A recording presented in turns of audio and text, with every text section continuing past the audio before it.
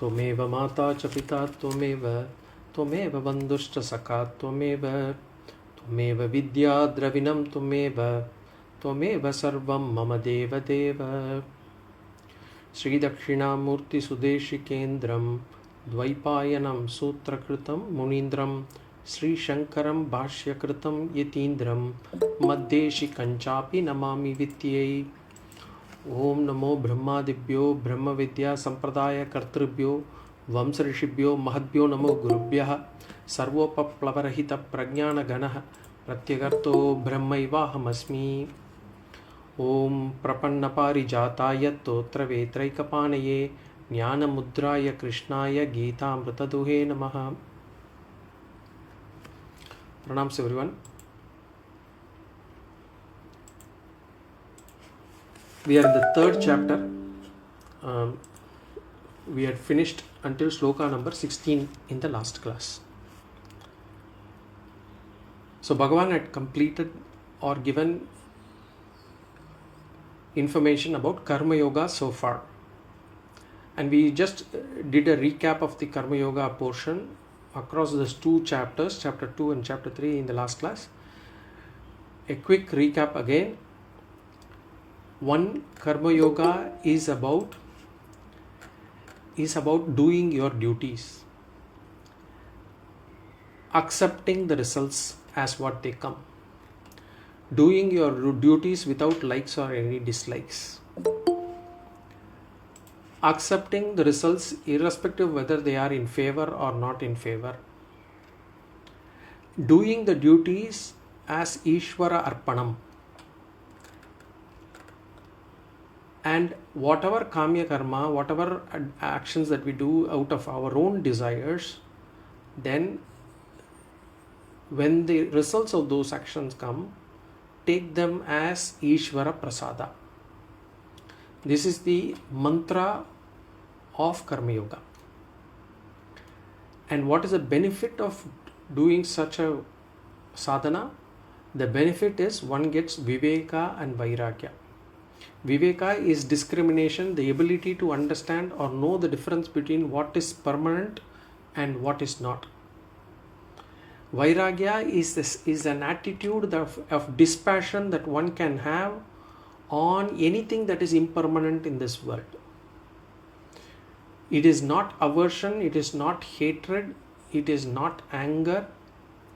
It is an attitude of dispassion where if it is there, it's okay. If it is not there, it is also okay. Not getting addicted to sensory objects that will give us pleasure is Vairagya. And we also saw Karma Yoga to be, for Grahasthas, Karma Yoga is about doing the Panchamahayajnas.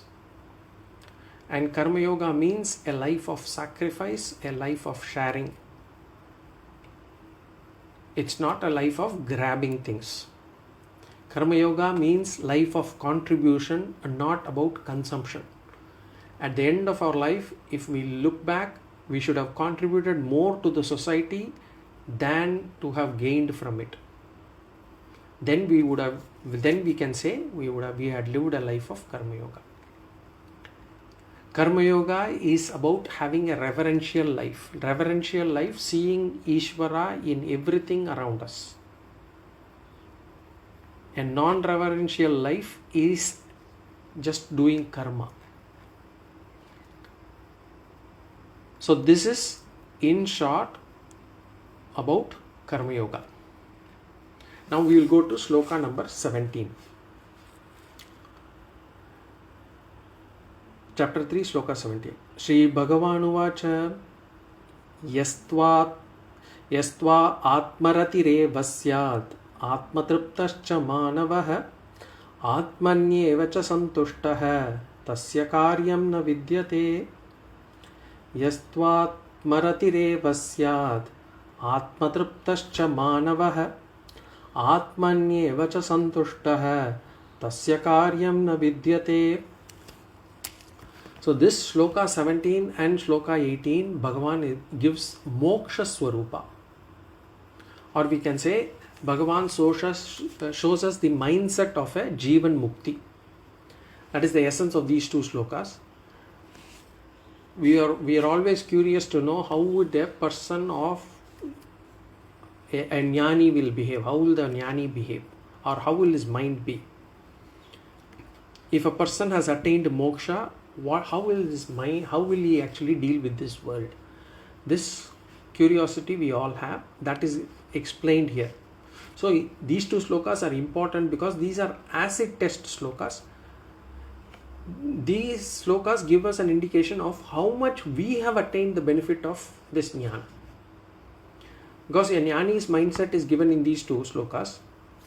So a person who has attained moksha, this is how his mind will be. Now we can think of and we can actually do a sort of self-check. This is again not for checking others. It is for us to do a self-check to see how much are we there. Now the question comes, why should Bhagavan talk about moksha now? Because he's been talking about karma yoga. Suddenly why is he talking about moksha? Because Bhagavan had been saying one must do their duty, one must not forego action and all those things. Why is he talking about moksha now? That is because Bhagavan wants to convey that until a person attains this mindset, one must keep performing karma yoga. One should not stop performing karma yoga until you attain this mindset.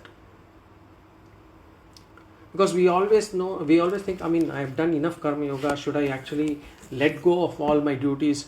Should I actually move to Nivritti Marga? Can I stop performing karma yoga?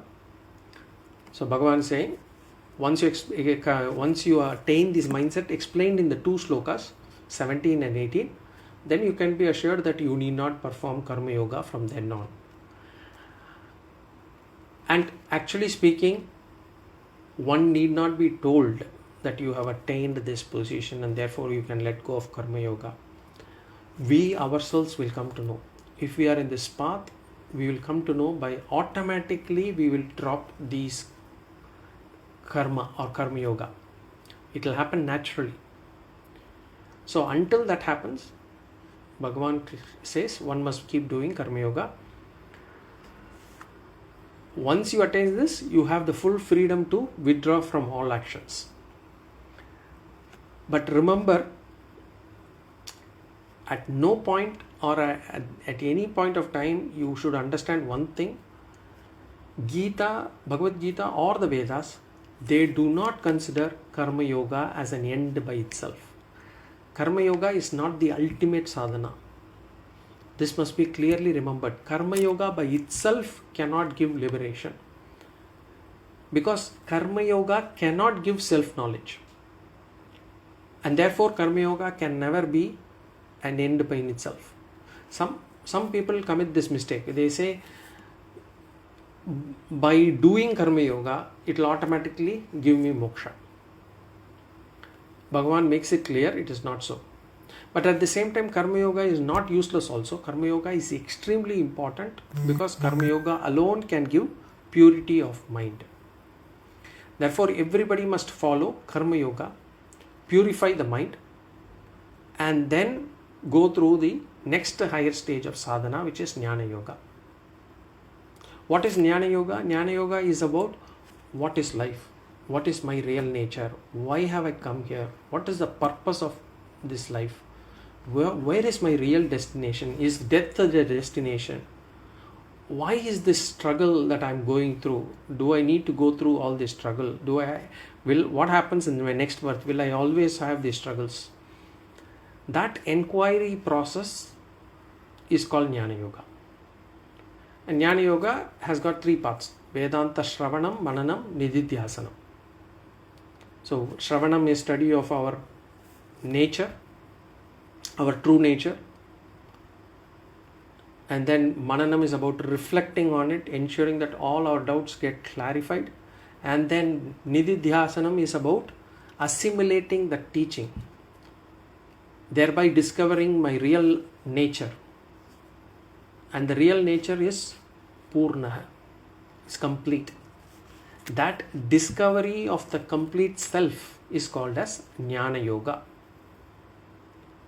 And at the end of that process, one attains this mindset that Bhagavan has described in Sloka 17 and 18.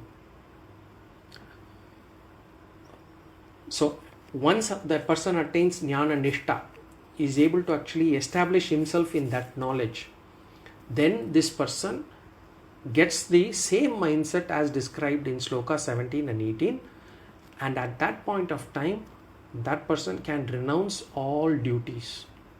There are no more duties for him. No duty as a father, mother, son, anything, husband, everything, anything can be dropped.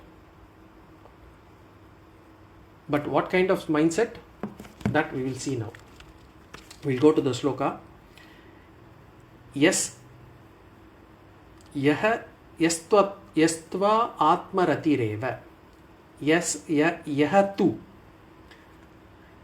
tu atmaratireva. Atmarati eva. You have to split it. Yaha tu atmarati eva syad. Yaha tu. Yaha means who. Tu here means one who is not a karma yogi. So far we had been talking about a karma yogi. Now in this tu, when Bhagavan says, we are talking about a different person. He is not a karma yogi, he is a jnani. Remember, yaha tu, a person, atmarati eva syad. Bhagavan is giving actually 3 lakshanas.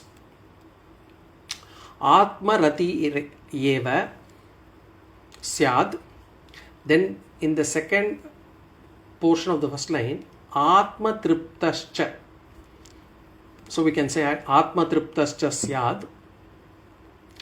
Then in the second line, first portion, atmanyeva santushtaha. Atmanyeva santushtaha syad. So Bhagavan is giving 3 lakshanas.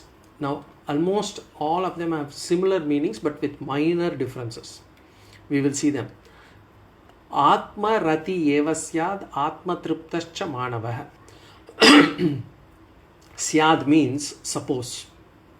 Suppose what? Atma rati eva.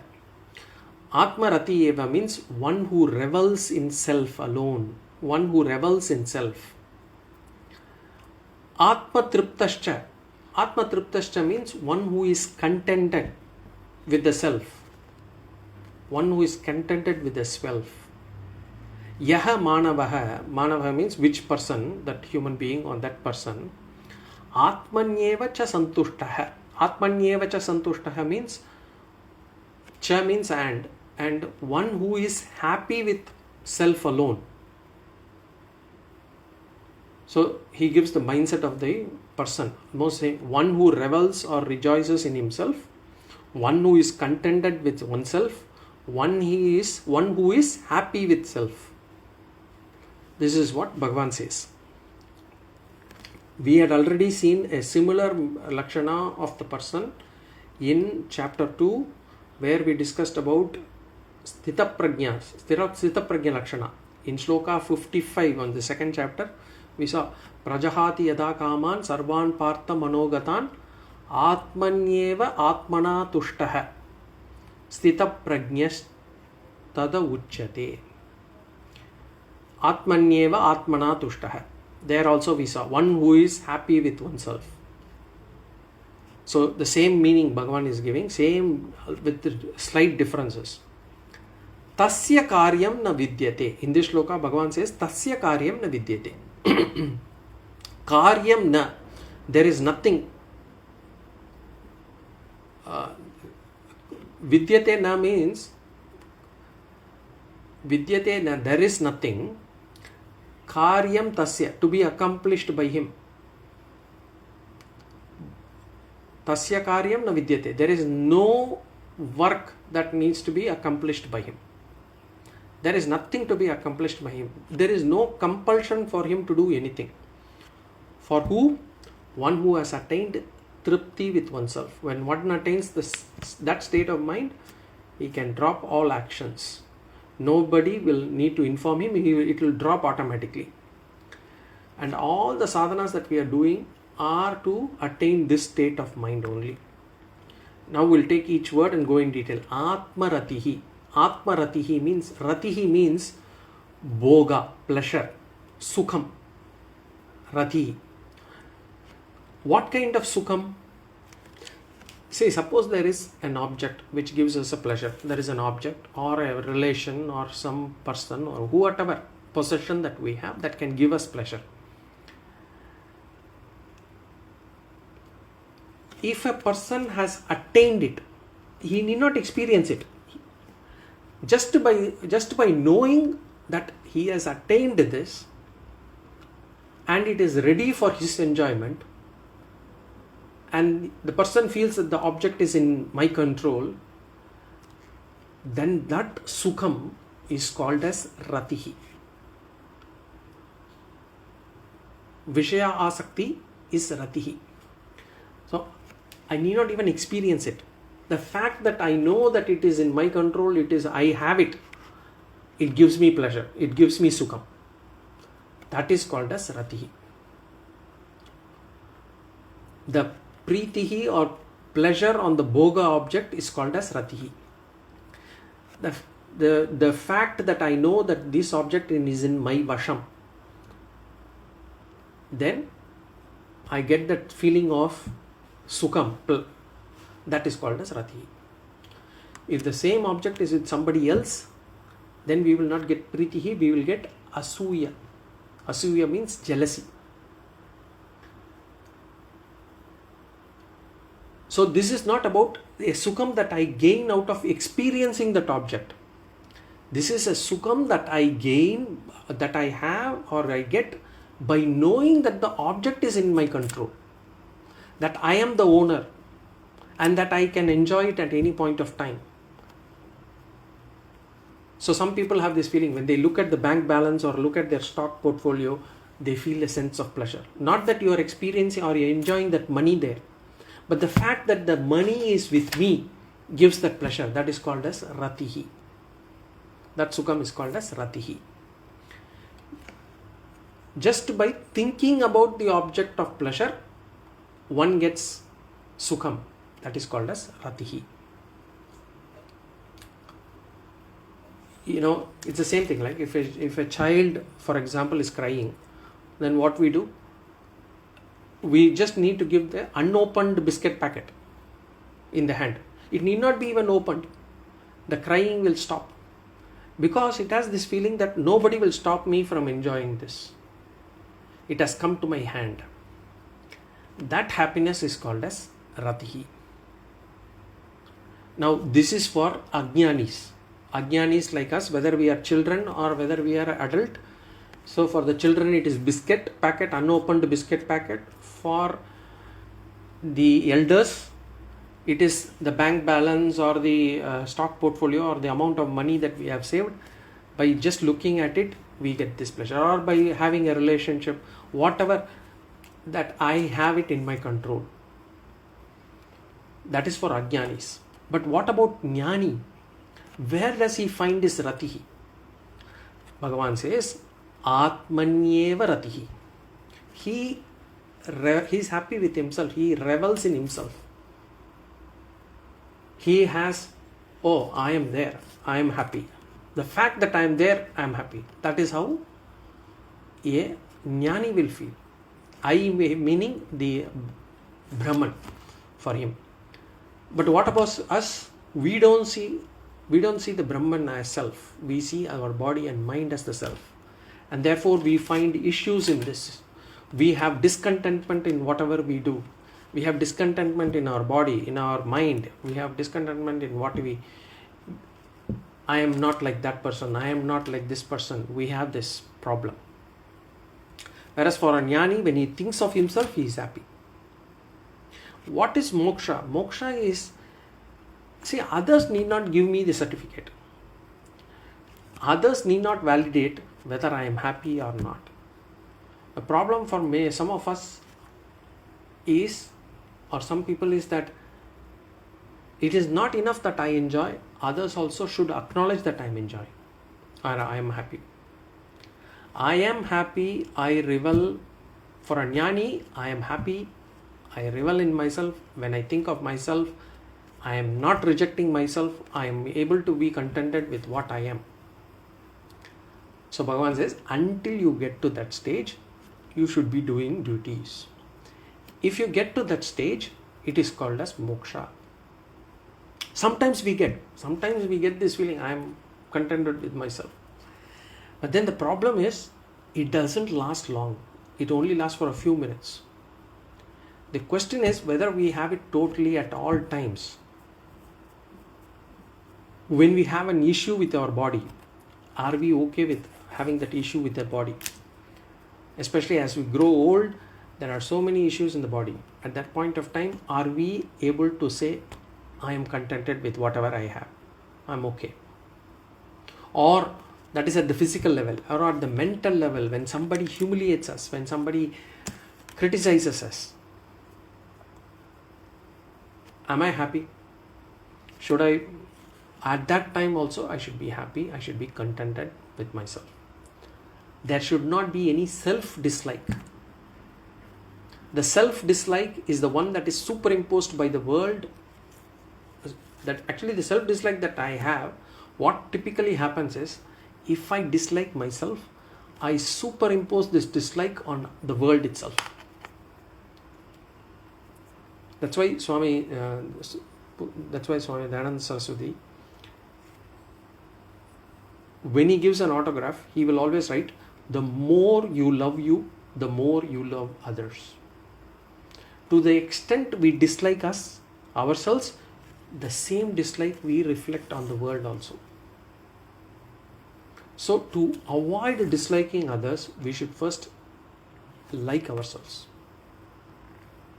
And now the question is, how can I like myself? The problem is, we want others to like us. We want others to say that we are good. Not that we want to be good. We want others to say that we are good. Whether I am good or not, I will know myself. So when will I like myself? Only when I am eligible, only when I am qualified, only when I know myself that whatever I am, it is a character that is likable by all. Only then I will like myself. That means I should change my behavior, I should change my character, I should change my thoughts. And if I do that, then thinking of myself, I will feel contented. Atmaratihi. When I think of myself, I revel in that nature. Again, here it is at a jnani level. As I said, for a jnani, he knows he is Brahman. And Brahman is Purnatva. There is nothing to be attained. So for him, he can revel in himself at all times. But to start there, to get there, first we start to change our behavior, character, thoughts, words, deeds, so that we start liking ourselves for what we are. Some people might think, you're talking about liking myself. Will it not make me narcissist or selfish? The answer is no. We are talking about accepting the self as what it is. And by accepting the self as what it is, I am able to accept others also as they are. Remember, we cannot, suppose if I talk about body, a body can never be 100% perfect. Same is the case of mind also, to be honest. So which means I will have to start accepting as what they are. Once I am able to accept myself as what I am, then I can also start accepting people as what they are. So here, Atmaratihi eva is contented with himself. So what is moksha? Moksha is the knowledge and the understanding that for me to feel contented, I do not need anything other than me, that stage is called as moksha. Whereas what is the status for us now? We need others to make ourselves happy. We need people around ourselves to make us happy. And we want others to listen to us. And right from the morning, everything for me, it's a question of I need to have the right things. For example, I need the coffee. I need a perfect coffee. I need everybody to praise me. I don't want anybody to criticize me. There is always a demand for us to be happy. Whereas for moksha, what is moksha? There is no demand. There is no demand from anything, from anybody for us to be contented. Moksha is undemanding. So until we get to that stage, we should be doing our duties. Now that is Atmaratihi. Now Atmatriptaha. Atmatriptaha. Atmatriptaha. We have so many things in our possession. And each one of us, we have different things. We have house, people we meet, the life we have, the health we have in our body, so many things that we have for ourselves. The important thing is, if we note it down, nobody seems to be contented with their possessions. Whatever they have, they are not contented. We may think the other person has got more than us, and therefore he should feel contented. But then the same person thinks of somebody else and thinks the same. Nobody is contented, and that is samsara. Here Atmatriptaha means being contented in oneself and the things that the person deals with. Am I happy or contented with the house I live? Oh no, I don't like this house. This house is too small. It's not in a good location. Whatever. There could be always some issues. Or the people we meet. I don't want to meet this person. Or I want to be with that person. Or the situation we get in. I don't want the in-laws visiting me. I don't want to go to the in-laws. I don't want that particular person. I don't like this neighbor. Whatever. The situation, people, the possessions, we always have some issues. A jnani does not see any fault in any of those things. Does not see any fault. It doesn't mean that for a jnani he will have everything perfect. It doesn't mean that he will have a house that is perfect, people that are perfect, the situation that is perfect. No. He does not see those faults. He just oversees them. There will be fault, but he will not get unhappy with those faults. We always say, why should I get this kind of spouse? Why should I get that kind of a boss? Why should I get that kind of an in-law? Why should I have this kind of a house? The reason being, we do not like other people's behavior or character. And all our problems are because we do not like somebody else's action, somebody else's attitude, somebody else's behavior. Instead of that, to whomever we deal with, for whatever we handle, to whichever situation we encounter, accepting all that they are is called tripti. Atmani tripti means a jnani does not find fault or does not complain about in whatever things he handles. So whatever he handles on a day-to-day basis, he does not find any fault or he does not complain. So there is a subtle difference between Atmaratihi and Atmatriptihi. Not finding any problem or complaint or fault in oneself is called as Atmaratihi. Not finding any problem or complaint or fault in the things that are handled by oneself is called as Atmatriptihi.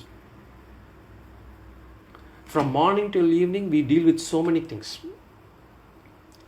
Not finding fault in people, not finding fault in situations, and that including politics, politicians, anything. If we decide not to think or talk about faults of others, then at least 60% of our words can be saved.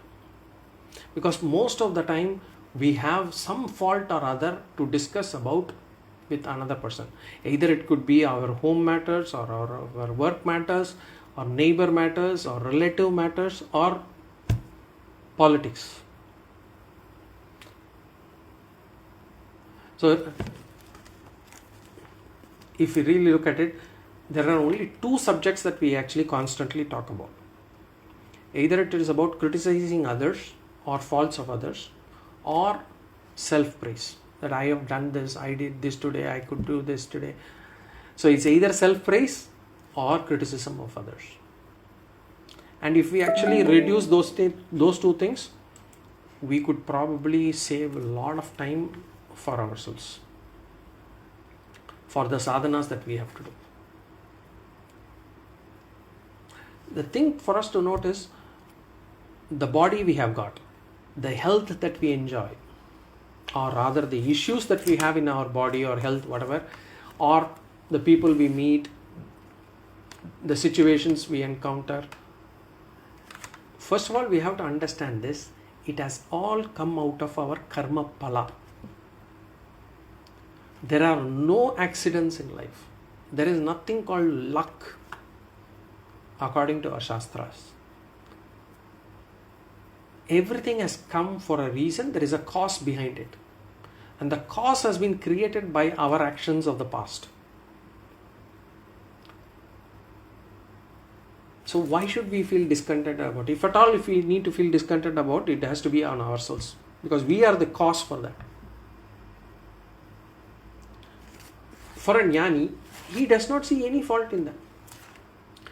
In all the things he deals in, he is satisfied, he is contented, he is happy. Atma triptaha.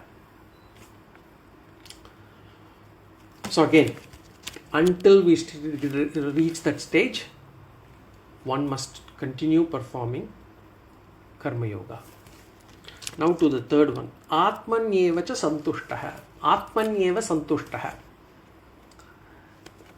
General meaning, it talks about the general state of mind. Atma santushtaha means fulfillment. So it's actually a state of mind. Santushti means fulfillment. Our mind, it seems to be always craving for something, wanting something.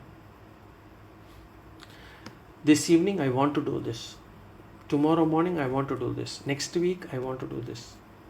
I want to go there. I want to buy that house. I want to visit that place. There is always this craving. I want to eat. I want to watch that. I want to stay with them. I want to play with them. There is always this craving. When we ask ourselves, are we feeling fulfilled? We always say, okay, I have achieved certain things, but then there are certain other things that I still have to achieve. Santushti means, in general, he feels fulfilled. Whether he is facing any situation or not, whether he is dealing with people or not, he is fulfilled. Nothing to achieve. Then the question will come, if he has got nothing to achieve, why does a jnani need to perform any action at all? The answer is, he need not. That's why Bhagavan is saying in the next portion of the second line, Tasya karyam na vidyate. There is nothing to be accomplished for him. Then question will come, if he need not do anything, how will things happen for him? If he does not do anything, or if he does not do any action, how will things happen for him? Bhagavan is going to explain that in the coming slokas. We'll see there. What Bhagavan says here is, a jnani will feel contented, fulfilled. His self-sufficiency is total. He does not depend on any external factors. For us, the source of happiness is the external world. this person gives me happiness, this possession gives me happiness, this situation gives me happiness. Sometimes I myself will give me happiness. That is what we think. Whereas for a jnani, the self is not the source of happiness. Self is the only source of happiness. We always have something lacking. That's why when we meet people, the first thing is asking is, what is lacking? Enna kora? If you ask that, then the person will start blurting out so many things. But what we can gather from this sloka is, if we say, I do not lack anything, that is the state of moksha. But if we say now to others that I do not lack anything, people will start doubting us. If somebody asks you, what is lacking? How is life? If you say, fantastic, everything is fantastic, it cannot be anything better. First, people will start doubting us. They're saying, oh, he's trying to hide himself. Certainly he has problems. Or we will search within their life to say, okay, yeah, he has got that problem, he has this problem. Or people might think we are mad. Because for everybody, there should be some problem. But then later on, if you keep saying this to yourself and you also start feeling it, what will happen is, people will start feeling jealous about us. How could he be happy? There seems to be so many problems and yet he seems to be happy. That's why when somebody asks, we should not share the feeling of others with all. I am contented. Others may recognize, not recognize, it's not a problem. Others may appreciate it, may not appreciate it. Others may understand it, may not understand it. Doesn't matter. First thing for us is, we have to get that mindset. That is the greatest secret. Upanishad, the entire Upanishad is about that. The mindset that a person has when he has this feeling of Atma Ratihi, Atma Santushtaha, Atma Triptihi, it cannot be shared or explained with others. Suppose if somebody says, how does a gulab jamun taste? You can at least say sweet. How does a Mysore pak taste? Sweet. What's the difference? It's very difficult to explain the difference of the sweetness. If the sweet itself is so difficult to explain, then how to explain about Atma Ratihi, Atma Santushtaha, Atma Triptihi? It's very difficult. Only if you feel it, you will know it. So, here in this sloka, it says, one who is contented with himself, tasya karyam na vidyate. He does not have any responsibilities. There is no compulsion for him. When we say karyam, it means both Vaidika and Laukika karyam. Neither Vedic injunctions. There are duties that have been prescribed for an individual based on his varna and ashrama. He need not do that. Nor are there any worldly duties for him. As I said, out of the relationship that he has got in this world, either as a student, teacher, husband, wife, son, daughter, boss, employee, whatever. So neither does he need to do things that are mandated by Vedas, nor does he have any kind of worldly responsibilities. But until then, what happens? Until we get this mindset, we have to continue performing these actions. Every action of us is to make ourselves fulfilled. We act for fulfillment. Every action that we do, typically why do we actually, starting from why do we work until why do we actually enjoy our holidays? Why? Because we want to feel fulfilled. We want to feel contented. Whereas for a jnani, he is already contented. He works out of fulfillment. We work for fulfillment. He works out of fulfillment. Once a person asked Buddha as to why he is asking bhiksha. Bhiksha is seeking alms for? After all, you are a prince, Buddha. You could have been a king. Why are you seeking alms now? Buddha answered, Raja naiva hasati. Santate naiva. Not all kings laugh at all times. He too undergoes sorrow. And not all poor people undergo sorrow at all times. They also laugh. They are also happy at times. In fact, we could see probably a lot of rich people have a lot of difficulties in life in terms of health, depression and all those things. Poor people seem to be a little more happier. Very famous people, world celebrities have actually gone into depression, taking drugs, whatever, committing suicides and all those things.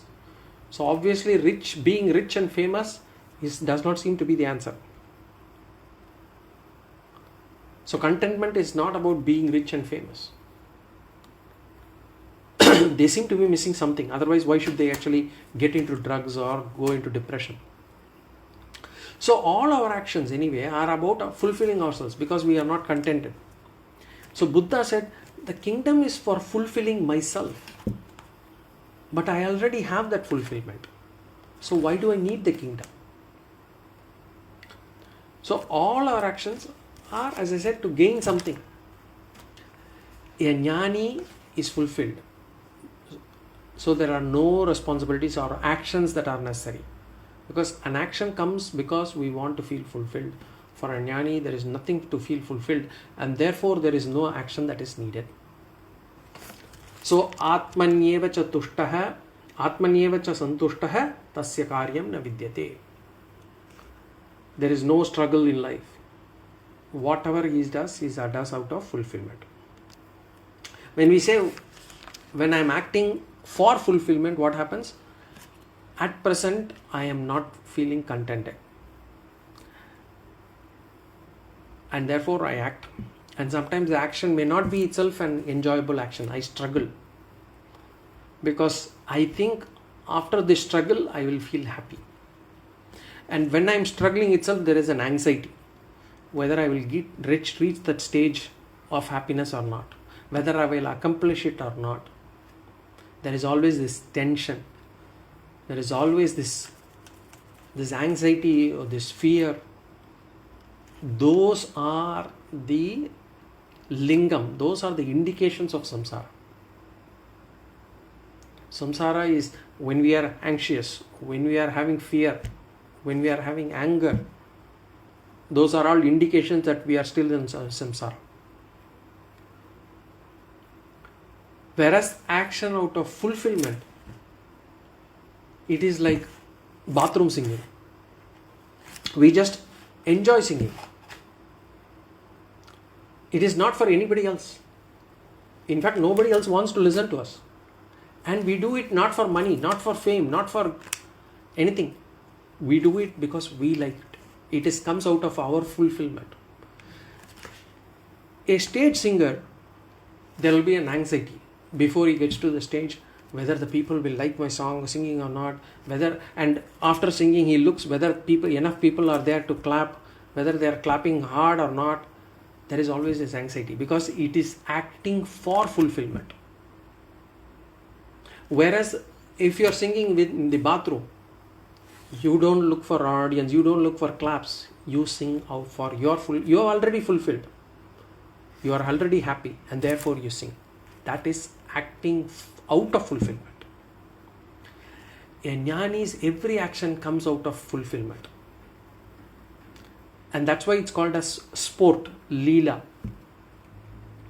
That's why we have Krishna Leela, Rama Leela, because their actions came out of fulfillment, not for fulfillment. So Bhagavan says, Tasya karyam na vidyate. So that is Sloka 17. Now we will go to Sloka number 18. Jnani's Lakshana continues. Naiva tasya krite nartaha na krite neha kaschana nachasya sarva bhuteshu kaschidhartavya pashrayah. Naiva tasya krite nartaha na krite neha kaschana nachasya sarva bhuteshu kaschidarthavyapashrayah. So, first we will see the meaning of this verse, then we will do the vichara. Naiva tasya kritena artah. Na eva tasya kritena artah. Na eva tasya kritena artah. Tasya means he has. Who has? The jnani. Kritena means through action. Kritena means through action. Artha means gain, profit. Naiva, na eva, nothing. Tasya, the jnani has. Na eva, nothing. Artha, to gain or profit. From what? Kritena, through action. The jnani has nothing to gain through action. Naiva tasya kritena artah. Na akritena kaschana. Na akritena iha kaschana. Akritena means due to inaction. Kritena means through action. Akritena means through inaction. Iha, in this world. Na kaschana. Na kaschana means nothing. Nothing what? Nothing to gain. So in this world, the jnani has nothing to gain due to inaction also. So what happens? The jnani has nothing to gain through action. The jnani has nothing to gain due to inaction also. Then what does he need to do? We will see that. So, naiva tasya kritena artha is jnani's lakshana. There is nothing for him to gain through action or inaction. Some people have this feeling, I wish I need not do any work.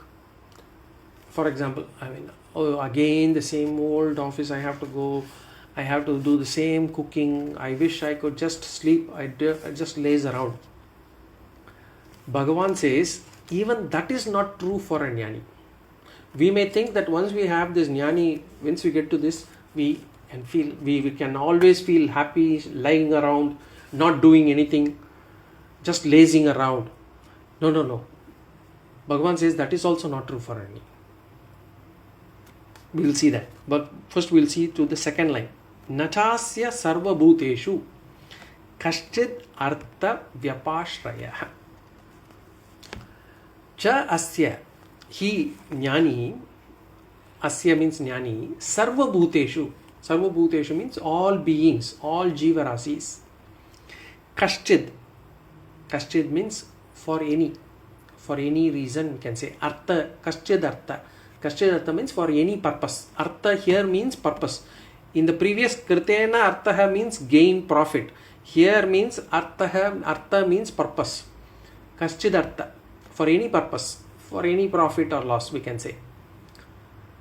Vyapashraya means have dependence. There is no dependence for that purpose. Ashrayah niyah. Na. Dependence not. That's what vyapashrayah means. Vyapashrayah means dependence. Kaschidartha vyapashrayah means have dependence for any person. With who? Sarva bhuteshu. Na asya sarva bhuteshu kaschid vyapashrayah. He does not have dependence for any purpose with any beings. With any beings, not just human beings. With anything in this world. Sarva bhuteshu. Not just human beings. Any beings means it includes devatas. Not even devatas. He does not have any dependence even on Ishvara.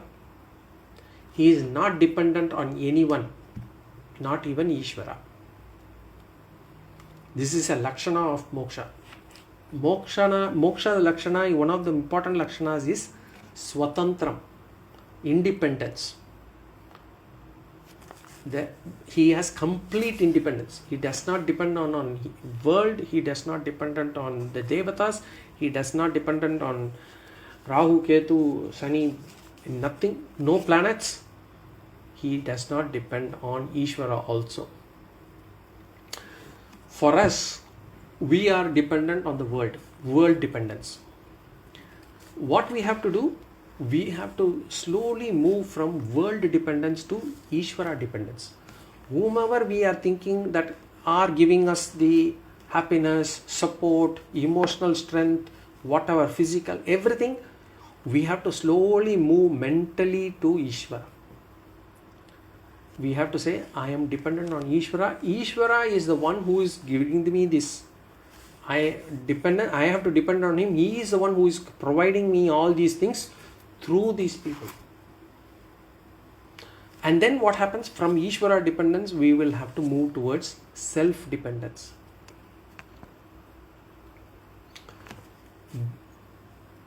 So world dependence to Ishvara dependence to self-dependence. World dependence means we are in samsara. I am dependent on this person to give me happiness. I am dependent on this action, this situation to give me happiness. I am dependent on having this possession to make me happiness is samsara. Ishvara dependence means from samsara I move to bhakti. Everything is Bhagavan, everything is Ishvara, it's bhakti. Then finally self-dependence is jnāna or moksha. So from samsara I move to bhakti, from bhakti I move to jnānam or moksha. That should be the progress that we should be talking about. And Bhagavan is talking about the height of jnānam here. In this world, he has nothing to gain through action, nothing to gain due to inaction, and upon no being does he have any dependence for any purpose. This is the Lakshana of a Jnani. Now we do not see the world is like that. If someone smiles at us, we calculate, why is he smiling at us? Yesterday this person did not smile, but today he is smiling. We are asked questioning. Or if this person is not smiling, we'll say, look at that person. How can that person behave like that to me? We have always this feeling that the other person is the one who is giving us happiness or sorrow. We are dependent on everyone who comes close to us to provide us the happiness or sorrow. And we get close to certain people because we think that that person, being close to that person will help us. We always want to gain something through that relationship or from that other person. We always thought, this relationship, it may not be useful now, but in the future it may be useful, so it's better to keep relationship with that person. We always calculate. This person will be helpful at a later time, so it's better to be friendly with this person. We always calculate. The mind is dependent on all beings somehow. Sometimes it is evident clearly, we ourselves know that. In other cases, we ourselves don't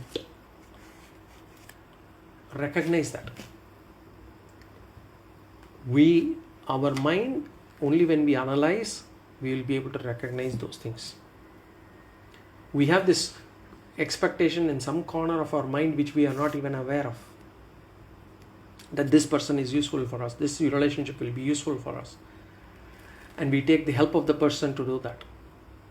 It could be for anything, college admission, networking, job, whatever, marriage alliance, business reasons, anything, but we always have this expectation somewhere. Whereas for a Jnani, he is not dependent on anyone for any purpose, whether it is in present or in the future. Not just any person, entire creation. He does not depend upon anything. Some people may not like people, so they have pets at home. They think as if the cats and dogs will give them the happiness that people will not be able to give them. A Jnani does not have any dependence on any being for any purpose. That is the meaning of this line. Now we will do the vichara. Naiva tasya kritena artaha. just by doing action, he does not have anything to gain. Na akritena iha kashchana. Just by not doing any action, he does not have anything to gain. How we have to understand is, he does not have anything to gain through action, does not have anything to gain through inaction, means his entire life is prarabdha driven. Prarabdha adhinam. In other words, he accepts whatever the prarabdha will give him. There is no resistance to prarabdha. See, another definition of samsara, I said samsara means krodham is samsara, jealousy is samsara,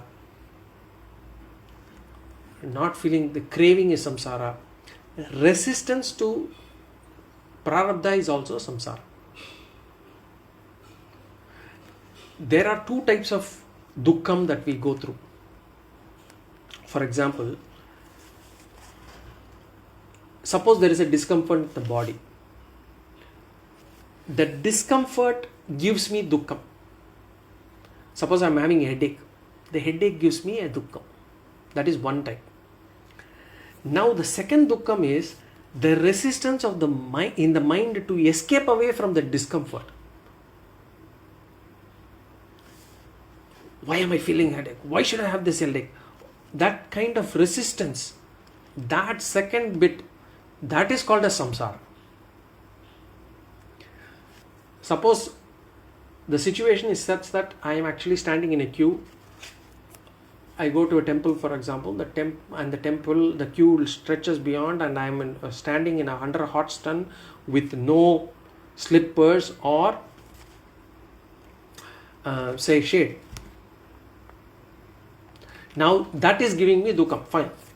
That is one type of bodily discomfort that I am going through. The discomfort that I go through. Then the feeling is, I should not have come through this. This is why I don't like it. And, blaming others, having this irritation. That is called as samsara. The feeling to run away from prarabdha is samsara. A jnani does not have that. He believes agatam means swagatam. If anything comes in, he does not feel compelled to change things. And there are multiple stories in Puranas to explain this jnani's acceptance to prarabdha. One of the stories we will see in the next class. Any questions or comments? Otherwise, we will continue to do the vichara about this sloka in the next class. Om Purnamada Purnamidam Purnat Purnamudachyate Purnasya Purnamadaya Purnameva Vashishyate. Om Shanti Shanti Shanti. Harihi Om Shri Gurubhyo Namaha. Harihi Om. Harihi Om Shri Gurubhyo Namaha.